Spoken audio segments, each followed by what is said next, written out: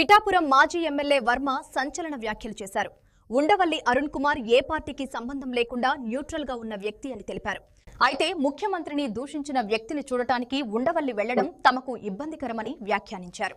రాజకీయంగా అంబటి రాంబాబుకు ఉండవల్లి సపోర్ట్ చేయడం సరైంది కాదని అభిప్రాయపడ్డారు.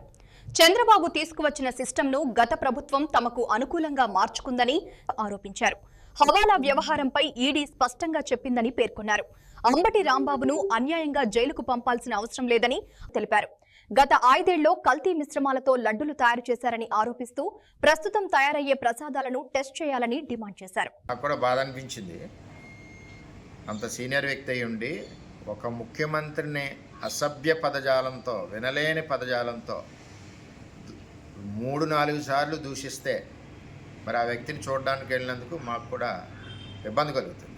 అంటే సమర్థన అండి, చూడడం వేరు, సమర్థించినట్టు అవుతుంది. ఎందుకంటే ఒక ముఖ్యమంత్రిని అలాగ తిడితే అంత అసభ్య పదజాలంతో రాజకీయంగా ఎంతో అనుభవం ఉన్న మనం మరి ఆ విధంగా సపోర్ట్ చేయడం కరెక్ట్ కాదని నా యొక్క భావన.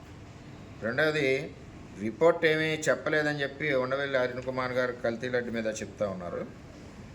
ఎన్డీడీబీ రిపోర్ట్లో టీటీడీ రిసీవ్డ్ ది ఎన్డీడీబీ కాఫ్ test report on 16/7/24 and 23/7/24 respectively, which shows ghee adulteration with vegetable and animal fats అని క్లారిటీగా ఇచ్చింది.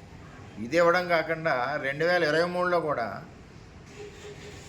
ఇంకో రిపోర్టు, టెస్ట్ రిపోర్ట్ తేడా వచ్చింది. అయినా సరే ఇది కంటిన్యూ చేస్తూ ఉన్నారు బోలేబాబా. అంటే వాళ్ళ దృష్టిలో అంటే వెన్నక్కర్లేదు కానీ నెయ్యి సప్లై చేయొచ్చు. ఏదైతే చంద్రబాబు నాయుడు గారు 14-19లో ఏదైతే సిస్టమ్ ఇంప్లిమెంట్ చేశారో టెండర్స్కి, ఆ టెండర్స్ సిస్టమ్ అంతా కూడా తీసేశారు. 250 కోట్లు టర్నోవర్ రావాలంటే 150 కోట్లకు పెట్టారు. అదేవిధంగా అన్ని సిస్టమ్స్ మార్చి వీళ్ళకి అనుగుణంగా చేశారు.